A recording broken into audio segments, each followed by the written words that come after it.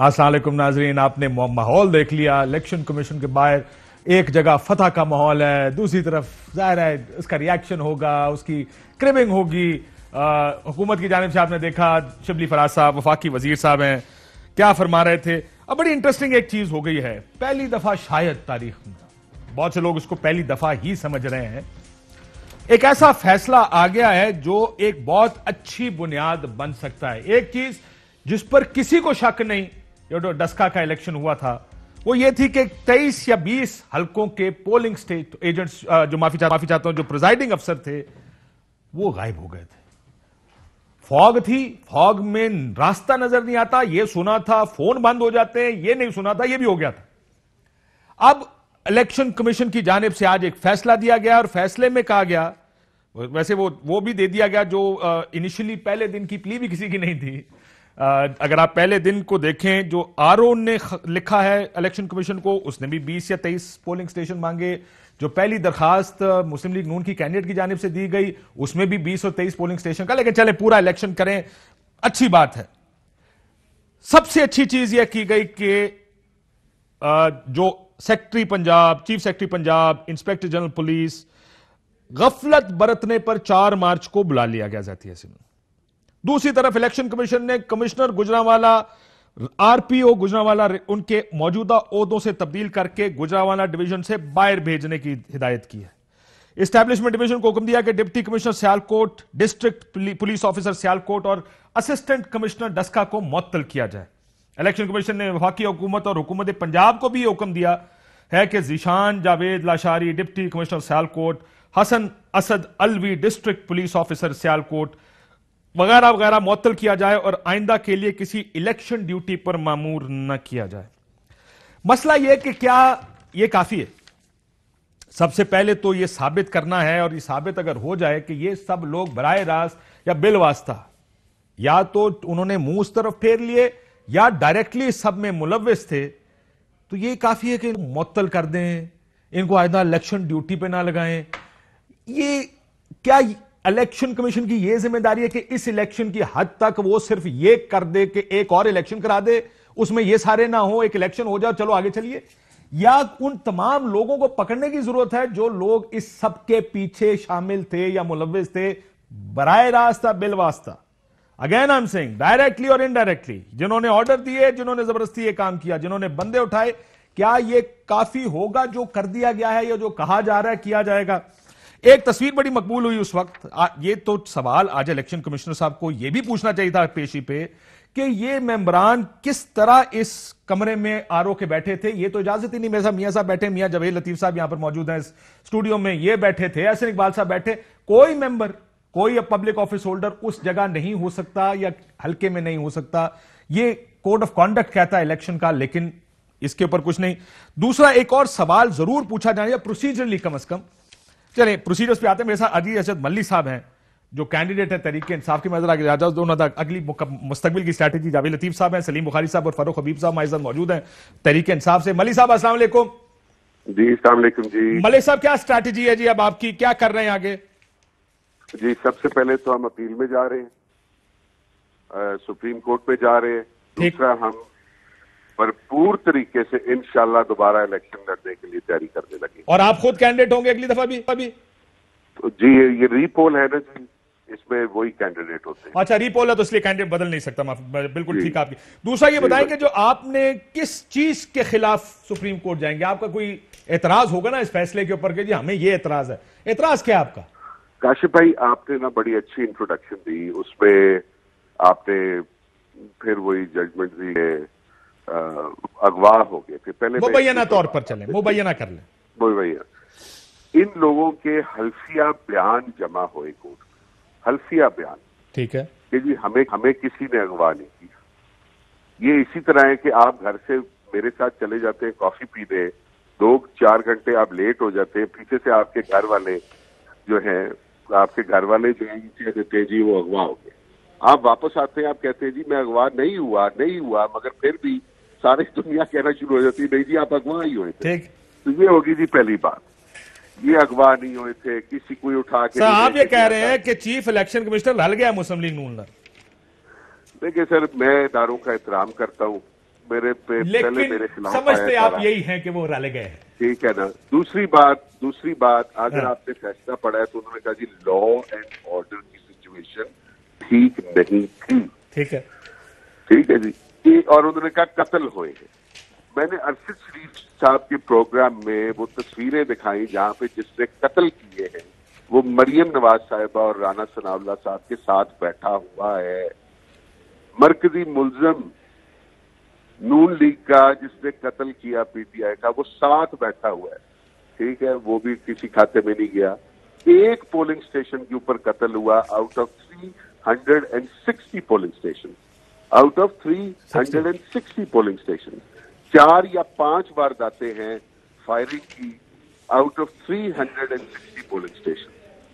कुछ प्रैक्टिकलिटीज हैं, अनफॉर्चुनेटली हमारे मुल्क में हर इलेक्शन में फायरिंग होती, हर में तो नहीं होती लेकिन अक्सरियत में होती है। I understand election, sir let's put it this way, हम सब जानते हैं इलेक्शन पाकिस्तान में कैसे होता है। जी बिल्कुल, इलेक्शन धांधली से भी होता है, इलेक्शन धौंस से होता है। इसमें अगर आपको बंदूकें ना निकाले कोई कैंडिडेट, इससे पहले माजी की तारीख बता रहा हूं, तो ऐसे लगेगा कि बड़ा को फारग आदमी आ रहे तो कुल 6 बंदे नहीं जरा बंदूका लेकर नाल बाहर निकल सकन। हमारा इलेक्शन है, क्या करेंगे जी। तीसरी बात काशिफ भाई, इन्होंने मैंने वहां पे सवाल उठाया था बार बार कि जी जो नून लीग ने फॉर्म 45 जमा कराए हैं क्या वो एडमिसिबल हैं, क्या वो जेन्युइन है? क्योंकि आरओ ने जो रिपोर्ट दी कि जी मुझे शुबा है कि टैंपरिंग हुई है, वो इसी तरह हो सकती थी ना अगर नून लीग अपने जेन्युइन फॉर्म दे। एक डॉक्यूमेंट हमें सर, लेकिन ये आरओ की रिपोर्ट में लिखा है कि 18 फॉर्म दिए गए हैं मुस्लिम लीग नून की जानिब से। मैं आपको पढ़ के, she accordingly provided form 45 of only 18 polling stations and the returning officer also obtained her signature on form 45 provided by her as a token of authentication. Thank you so much Kashif भाई, you hit the nail on the head. Election commission की ये ruling है कि ये जो 18 forms है ये admissible ही नहीं है। They are too dim to read, किसी पे अंगूठे नहीं है, किसी पे कुछ नहीं है। अगर ये एडमिसिबल ही नहीं है तो फिर आरओ की फाइलिंग कैसे एडमिसिबल हो सकती है? अच्छा। ये तो कोई भी फॉर्म बना के दे दे ना। बड़ी ये देखेंगे सुप्रीम कोर्ट में ओवरटर्न हो जाना है इंशाल्लाह, आप देख लेना। अच्छा, मुझे आप एक बात बताएं, वैसे चले इन हाइंडसाइट जरा मैं आपको पूछूं, देखिए कुछ चीजें होती हैं जो डिजोरे होते हैं, कुछ डिफैक्टो होते हैं, कुछ चीजें ऐसी होती हैं मली साहब जिनका हमें पता होता है, हम शायद साबित नहीं कर पाते। जिस तरह पोलिंग एजेंट प्रिजाइडिंग अफसर गए हैं, ये अब आप टेक्निकल ग्राउंड पे तो शायद विंडिकेट हो जाए सुप्रीम कोर्ट में जाके, लेकिन आप भी जानते हैं, मैं भी जानता हूं कि कहीं ना कहीं इन प्रिजाइडिंग अफसरों के साथ कुछ ना कुछ हुआ है। अब मुबैना तौर पर हुआ है क्योंकि जब तक कोर्ट कुछ नहीं कहती है मुबैना ही रखेंगे इसको। लेकिन एक चीज बड़ी इंटरेस्टिंग है, सिकंदर सुल्तान राजा साहब चेयरमैन जो है, उनका जो आर्गुमेंट उन्होंने सुने, record देखा, returning officer as well as collected by the commission through different sources, we have come to the conclusion that conducive environment was not available for the candidates and voters of the constituency. अच्छा, सुन ले। इसमें boss कई एक video दिखाई, हाँ जी, जिसके अंदर इन्होंने दिखाया कि मैं खड़ा हुआ और मुझसे को 50 गज कोई फायरिंग कर रहा है। तो वहां पे मैंने उनको कहा जी मैं तो फायरिंग नहीं कर रहा, ना ये हमारा बंदा है। तो चीफ इलेक्शन कमिश्नर के ये आप ट्रांसक्रिप्ट निकाल के देख ले, उन्होंने खुद ये कहा कि मलिक साहब ये तो बहुत अच्छा किया आप वहां पे पहुंचे जहां पे फायरिंग हो रहे थे और फायरिंग आपने, ये परसों की बात है वैसे, परसों की, हाँ जी, और ये परसों की बात है, आप खुद देख ले। और फिर आज भी उन्होंने कोई 1-2 वीडियोस दिखाई जहां पे फायरिंग को कर रहा था, पता मोटरसाइकिल वाली फायरिंग की वीडियो काफी पॉपुलर है, काफी वायरल हुई है। लेकिन मुझे एक बात बताएं मलिक साहब, इस पूरी जजमेंट में कई प्रिजाइडिंग अफसरों का जिक्र देखा आपने? अगर है तो प्लीज मुझे बताइएगा, मैंने नहीं देखा फिलहाल। मैंने भी नहीं देखा, क्योंकि बात लॉ एंड ऑर्डर की गई है और ये कहा गया कि not been conducted honestly, justly and fairly. Somewhere do you think chief election commissioner को ये प्रिजाइडिंग ऑफिसर्स का मामला टैकल करना चाहिए था? बट ये शॉर्ट ऑर्डर है, डिटेल्ड वर्डिक्ट आना है अभी तक। Detail verdict I am sure वो कुछ ना कुछ तो मेंशन करेंगे ना जी। लेकिन बुनियाद जो बनी इस सारे रोले की, वो बुनियाद बनी। लेकिन मलिक साहब बहुत शुक्रिया। अगर कोई और, अगर हमें मिसअंडरस्टैंडिंग हुई, अभी जावेद लतीफ साहब बहुत मौजूद है, अगर आप सुनना चाहें इनको सुन भी लीजिएगा।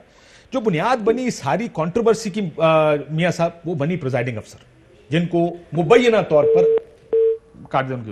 जिनको मुबैना तौर पर अगवा कर लिया गया ना। चीफ इलेक्शन कमिश्नर ने जो बुनियाद है वो है लॉ एंड ऑर्डर की सिचुएशन, जो रात को 11-12 बजे तक इशू नहीं था आपका। रात को 11-12 बजे तक आप भी बैठे थे? नहीं, ऐसे नहीं था।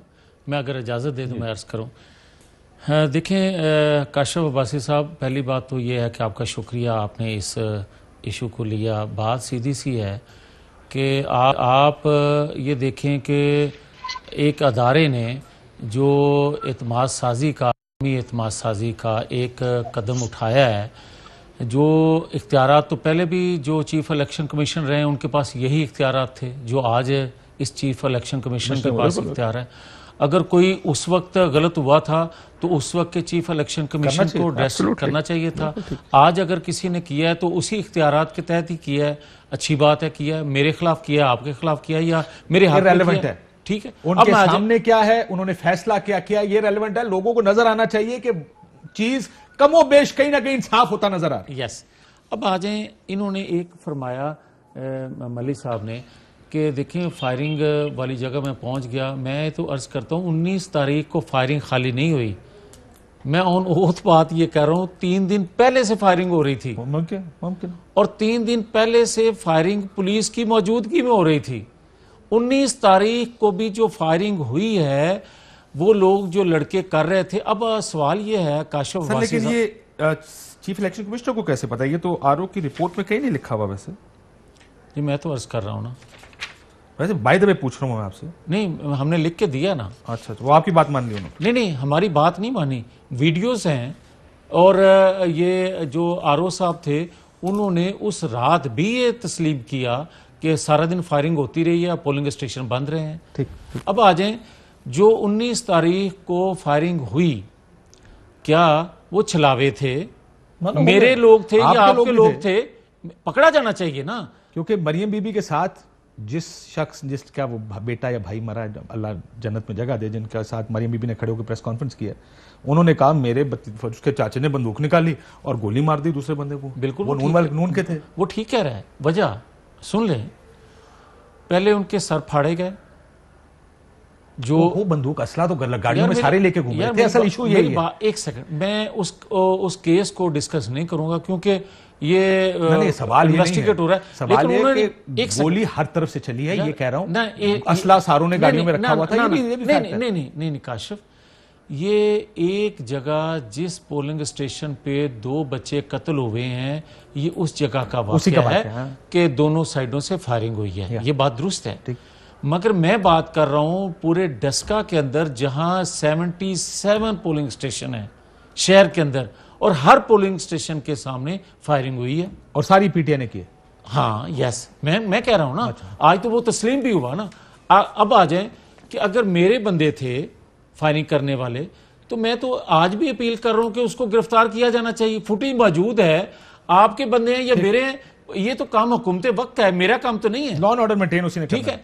अब आ जाए इससे आगे भी कुछ है। हाँ, इससे तो इलेक्शन खत्म हो गया।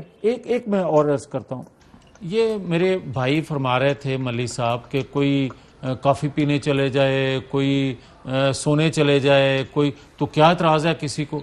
एक वाकया ऐसा भी हुआ है, जिस दिन ये फरमाते हैं कि हम आरओ के ऑफिस में, आपने भी सवाल उठाया था, आरओ के ऑफिस हम पहुंचे 1-1:30 बजे के करीब।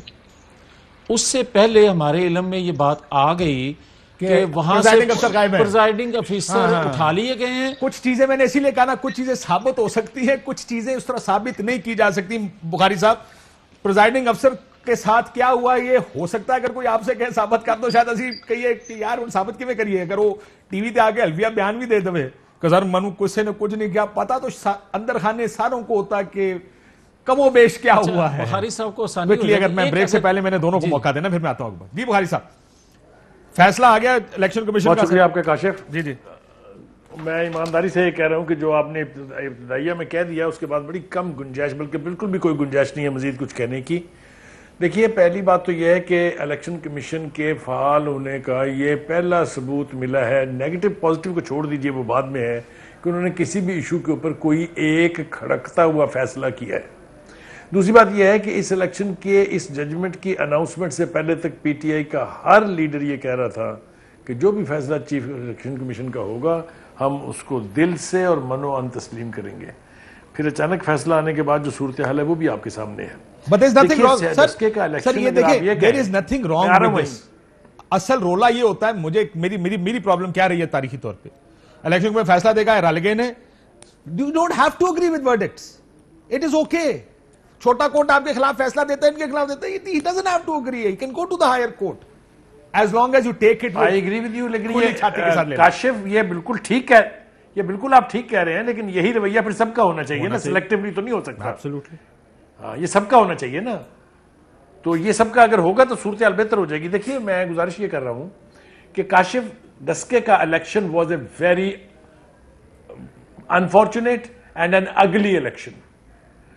लॉ एंड ऑर्डर के एतबार से चाहे वो जिम्मेदारी, चाहे वो किया पीटीआई ने, चाहे वो किया पीएमएलएन ने, लेकिन जो मंजरनामा था उससे दो चीजें साबित होगी। एक, वहां कोई गवर्नमेंट नाम की चीज नहीं थी, वहां कोई मकामी इंतजामिया नहीं थी, वहां इतना निडरली इतने ट्रेंड लोग थे कि वो एक हाथ से स्कूटर थामे हुए, दूसरे हाथ से ट्रिगर दबा रहे थे, गन होल्ड किए हुए।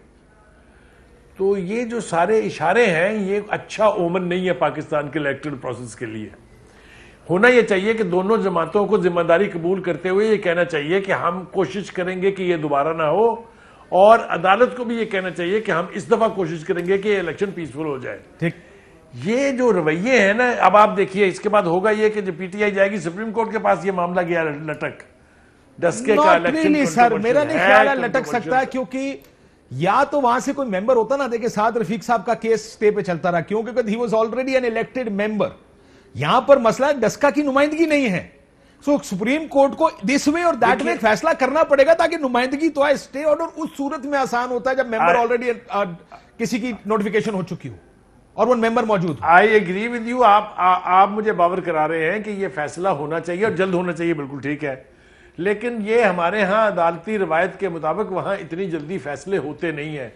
नुमाइंदगी, ये इलेक्शन डेफर हो जाएगा, कई महीनों के लिए हो जाएगा, पहले नहीं हुआ कभी। ठीक, तो ये तो खैर आप छोड़ दीजिए, इलेक्ट्रल जो प्रोसेस के खिलाफ जो उजरदारियां जाती हैं वो साल इलेक्शन खत्म हो जाता है, टेन्योर खत्म हो जाता है, उसके बाद फैसले आने और सर कुछ दे हो जाने। मेरी बात सुनो, एक जिस तरह हम हमेशा से करते हैं ना, कुछ चीजें लटक जाती हैं, लटकाई जाती हैं, क्यों लटकाई जाती हैं वो तुसी जानते हो सर, वसी जानते। Let's not get into this. कौन लोग हैं जिनके 4-4 5-5 साल केस नहीं चलते, किसका फैसला आनंद फानन आता है, सर तुसी भी देखते हो, असी भी देखते हैं, दैट्स नॉट द इशू। मैं जरा एक सेकंड इनसे पूछ लूं कि सर ये फिर अब क्या करना है हुकूमत ने, फारूक साहब?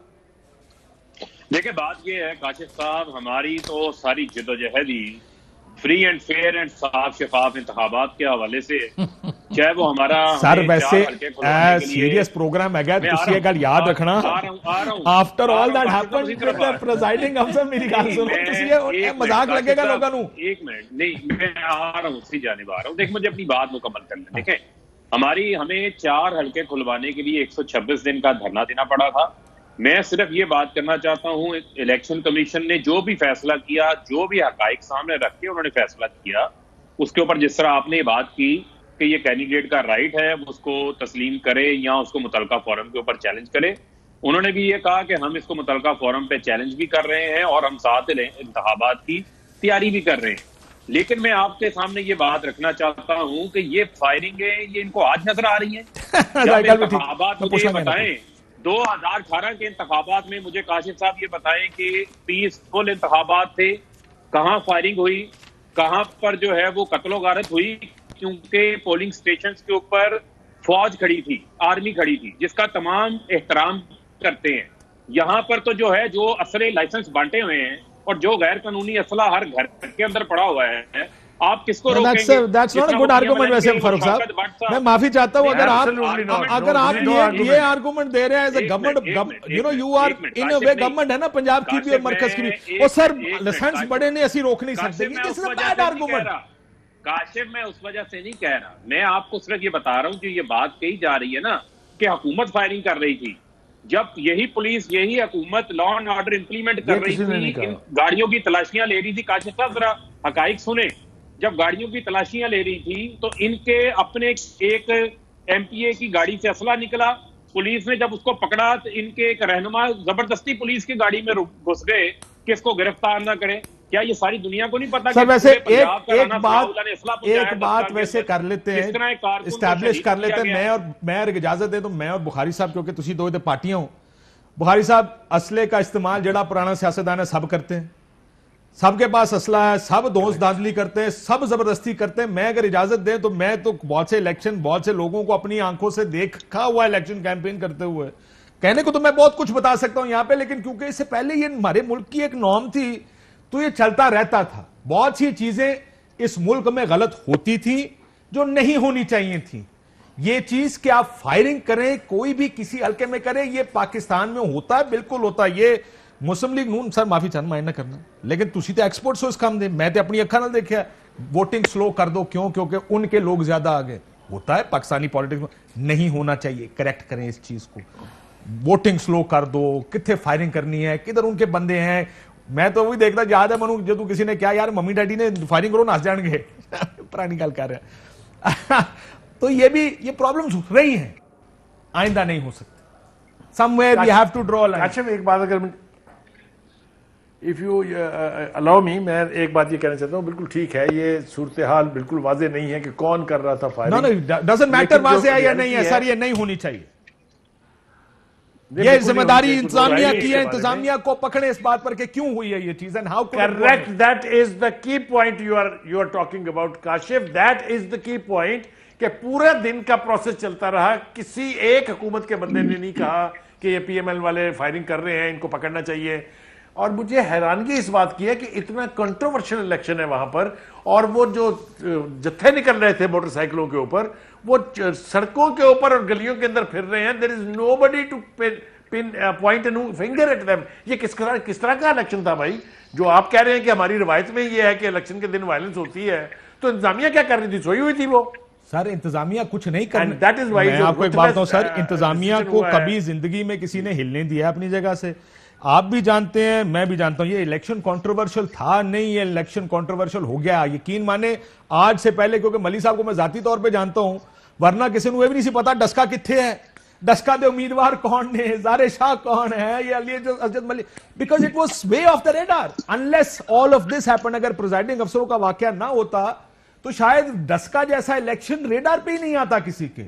अगर डस्का जैसी जगह पे हो रहा है तो आप सोचिए और जगह क्या होता होगा। ब्रेक के बाद जरा मजीद इस पे बात करते हैं कि होना, देखिए मसला ये है, आज सारे छाला मारने ने, वाई? बिकॉज वन प्लेस ये हो गया है कि जहां पे इलेक्शन कमीशन बाहर आके कह दिया ये गलत, ये गलत, फेयरली।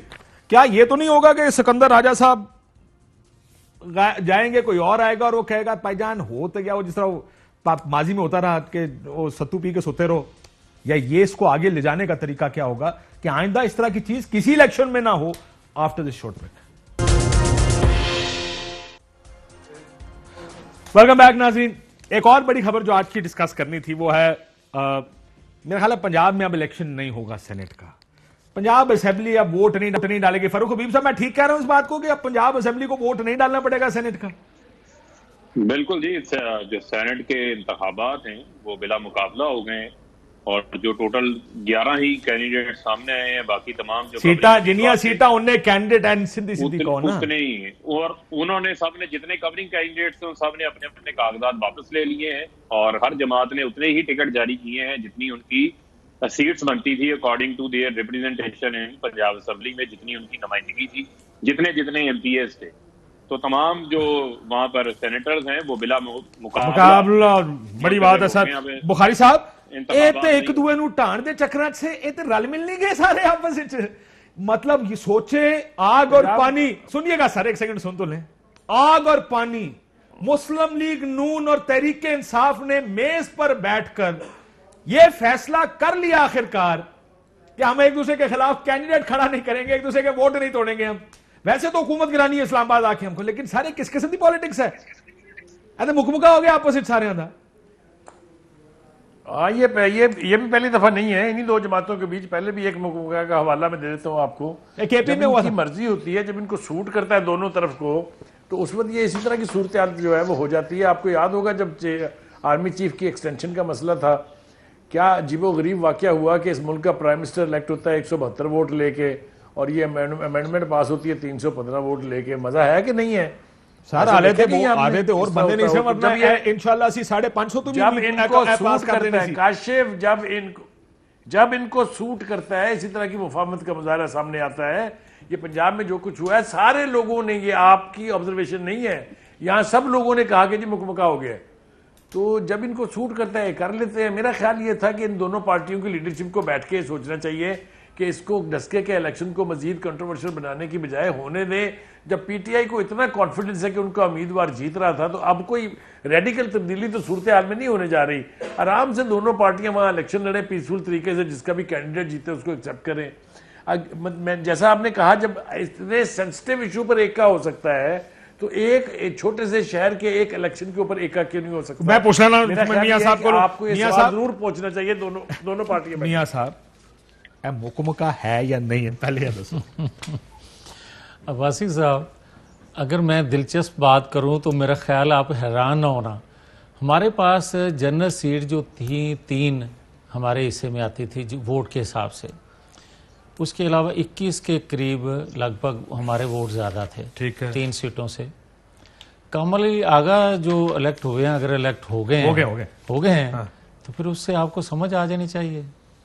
अभी भी आपको समझ पहले आ गई है, पाहन मैं ताड़ी समझ पूछना चाह रहे मनु ना समझ तो, मेरे ते ना छड्डो। अच्छा मेरी बात सुन ले। आहो तो फिर मुकमका किसके साथ हुआ है? और एक सेकंड रुक जाए ना, रुक जाए, यही तो पूछना। अच्छा तो फिर 10 वोट थे पीपल्स पार्टी के साथ। अच्छा, पास भी 10 वोट उन्होंने उम्मीदवार भी बह गया। अच्छा मेरी ऐसे तो सुन ले, कमाल है। 10 वोट क्यों लीग के पास भी थे, वो बना लिया उन्होंने अपना। ठीक है हाँ। और चौथी बात, आपको अगर समझ नहीं आती तो आप समझना नहीं चाहते फिर? नहीं बिल्कुल, मैं लोगों को आपके मुंह से समझवाना चाहता हूं। दसो सर, तो फिर 3 मार्च को जो नताए जाएंगे वो आपको समझ नहीं आ रही? सर जी मसला 3 मार्च को केड़ा पंजाब का नतीजा आएगा? पंजाब का नतीजा जो आ चुका है, ये तो पार्टी में टूट फूट थी। मरियम बीबी रोज चीख चीख के कहती होंदी सी, कहती ये टूट रहे हैं, ये आपस में लड़ रहे हैं।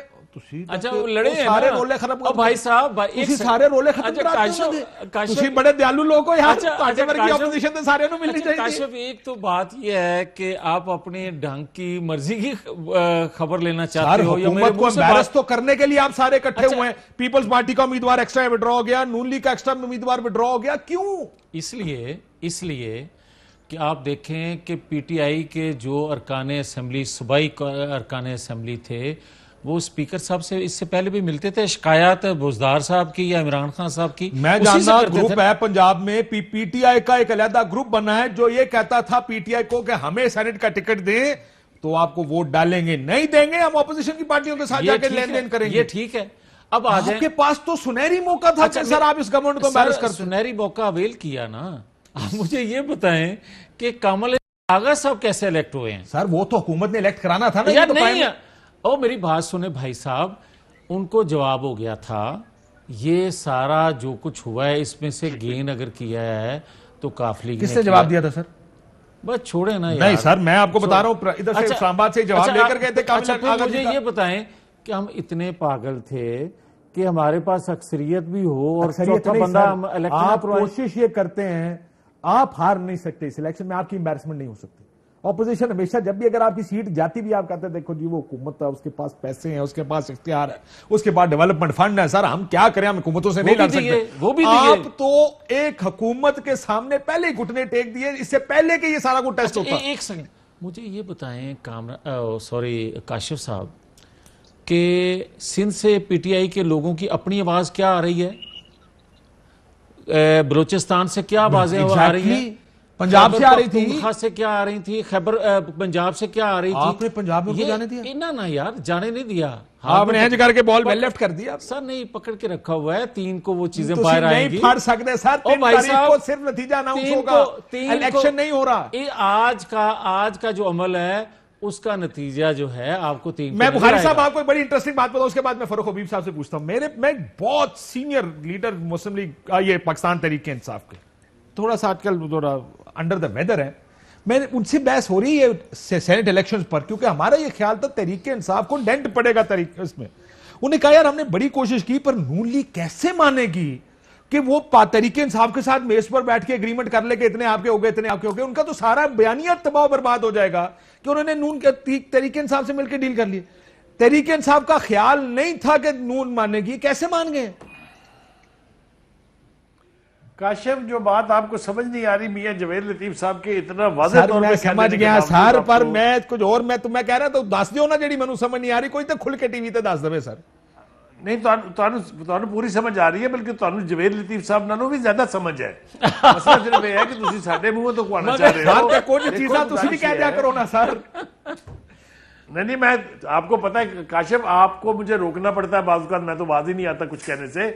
ये जो मुकमकाओ का तासुर है ये बिल्कुल ठीक है, कराया किसने है असल कहानी वो है, और वो मैं आपके ऊपर छोड़ूंगा, उसकी तरफ मैंने नहीं आना। ये लंबो कराया किसने है, ये हो गया है, ये वही है ना जिनके खिलाफ असल तहरीक थी। जी जी जी, अब आ रहे मसला ये कैसा आसमान रंग कैसे कैसे बदल जाता है फरूख हबीब साहब। असी तो बह के गेम ही देखते रहने हैं कि एक दिन सानू कोई और कहानी सुनाते हो, दूजे दिन सानू कोई और कहानी सुनाते हो, एनआरओ मंगते ने करते तीसरे दिन डील हो जाती है यार साडी आपस में। खुदा दा वास्ता दसते तो चंद की हो तुसी। काशिफ साहब बात ये है कि हमने तो वो जो खरीदो फरोख्त का बाजार है उस बाजार को बंद किया है। मुझे आप ये बताएं ना, ये कह रहे हैं कि हमारी 4 जनरल सीटें, सुन लेना, 4 जनरल सीट थी जो पीटीआई विन करती थी। हमने अपना 49 का हमने अपना एमपीएस का ग्रुप बना दिया, जो जनरल सीटों के ऊपर तकसीम कर दिए। ये गालबन 196 के करीब जो हैं हमारे वोट्स बनते थे, जिसमें कामिल अली आगा, काफ लीग हमारी इत्तेहादी है, ना सिर्फ मरकज में इत्तेहादी है, सूबे में भी हमारी इत्तेहादी है। ये को काफ लीग को 21 वोटों की, नून लीग के वोटों की जरूरत नहीं थी। ये आज जवाब इन्होंने देना है। इन्होंने पूरा जोर लगा लिया, ना एमपीए बिके, ना झुके, ना डिके, फिर आगे घुटनों को, पांव को हाथ लगाना शुरू कर दिया कि हमारी इज्जत बच जाए।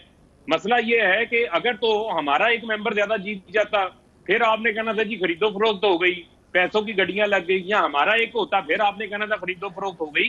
तो मैं ये समझता हूं कि जितनी जितनी जिसकी जो नुमाइंदगी बनती थी वो तमाम सीट्स जो है सबको मिल गई, कोई इजाफी सबको शिफा हुई है, कोई रोला नहीं है सर। फिर ये कवरिंग कैंडिडेट कि फिर इलेक्शन होने दो डस्के 3 तारीख की बात की जा रही है। बुखारी साहब ठीक कह रहे हैं, जो 3 तारीख की बात की जा रही है, सुने ना, जो 3 तारीख की बात की जा रही है उसमें भी इनको शर्मिंदगी का सामना करना पड़ेगा।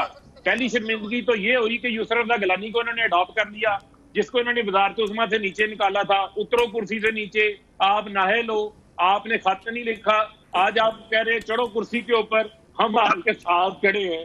ये मामला तो नून लीग से पूछने चलो मैं पूछा था सर, मसला ये है, तो इनको बताना पड़ेगा। एक बात मेरी एक जुमला की इजाजत दे जी बुखारी साहब, ये अब रास्ता हमवार हो गया है कि यूसुफ रज़ा गिलानी साहब इलेक्शन जीतेंगे। ये भी बात लिख के एक तरफ रख लीजिएगा, बारी बोगी है मैंने इस वक्त, लेकिन ये जरा इसके लिए तैयार रहिएगा ज़हनी तौर पे। ये किस चले जी, बहुत सारी ख्वाहिशें ऐसी होती हैं जिन पे हजारों ख्वाहिशें ऐसी जिसपे मेरी तो ख्वाहिश, मैं ऐसी ख्वाहिशें रखता नहीं हूं, मेरी ख्वाहिश नहीं है मेरा। लेकिन गिलानी, आपको ये पता है बुखारी साहब, गिलानी साहब की कामयाबी का मतलब यह है कि इस हुकूमत के लिए बड़ी मुसीबत पड़ने वाली। Absolutely, that is why. परेशानी भी तो इसीलिए लाहक है ना, बहुत परेशानी है, थोड़ी परेशानी नहीं है। मतलब है को पिछू हट गया सर, वैसे ए भी फिर 10 दो खुल गए ये तो फिर तुसी जेडी गल कर रहे यार 4 दफा तो वो प्रेस कॉन्फ्रेंस में बता चुके हैं, आपको यकीन ही नहीं आ रहा यार। वो जेडे कह रहे न्यूट्रल हो गए, तुसी कह रहे हो सही कह रहे हैं। नहीं, वो कह रहे हैं अब हमारा सियासत से कोई ताल्लुक नहीं है, एंड आई बिलीव इट। और ताड़ा भी ख्याल है न्यूट्रल हो गए नहीं काशिफ, मैं फिर ये कहूंगा कि अभी चीफ इलेक्शन कमीशन का आपने फैसला सुना, हमने उस पर एतमाद किया। वजह, अदारों के पास इख्तियार, आइनी हदूद व क़यूद हैं, अगर उस पर कोई काम करता है तो मुझे या आपको क्या एतराज़ है? रोले कुछ और हैं, अगर ताड़े हक च फैसला है तो तुहानू कबूल है, ताड़े खिलाफ फैसला कबूल नहीं। इख्तियार छड्डो, एक गल छड्ड दो तुसी, बड़ी मेहरबानी है कि चलो मैं पूछ रहा ताड़े को। अच्छा एक सेकंड ना यार, ये आप इख्तियार सुप्रीम कोर्ट के पास भी आपको नायल करने का। एक सेकंड, आपको पसंद नहीं आता। अच्छा एक सेकंड, आपने इब्तिदाइये में एक बात कर रहे थे कि कई फैसले लटक जाते हैं साल हर साल और कई फैसले फौरी आ जाते हैं। पाकिस्तान ठीक है ना, अदालतों से ही आते हैं ना। फिर बिल्कुल ठीक है। तो फिर मैं इसके बारे में मजीद तो कहना नहीं चाहता। अब मैं आज अदालतों में सर 2 काम भी होते हैं यार। एक सेकंड, 8 साल बाद केस उठा के केस में किसी को फायदा भी दे देते हैं मियां साहब, और ये भी कहते हैं कि जी 8 साल बाद केस नहीं खुल सकता हुदैबिया काजी फायदी से।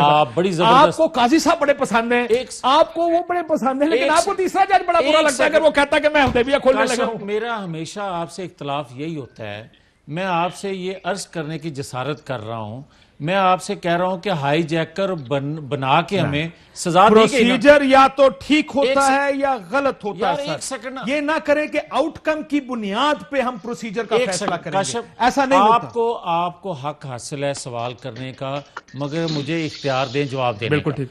मैं आपसे ये अर्ज कर रहा हूं कि मुझे हाईजैकर बनाकर सजा दी गई और आपके बकौल 8 साल बाद मुझे इन कर दिया गया। ठीक है, वो प्रोसीजर पहला भी गलत था, बाद वाला भी गलत था, ये आप मानते हो? बिल्कुल ठीक। अब आ जाएं आज के हवाले से, मुझे ये बताएं कि 450 लोगों का नाम था पनामा में, मुझे अकेले को क्यों सजा दी गई, बाकी क्यों हैं, बाकी क्यों फिर रहे हैं भाई?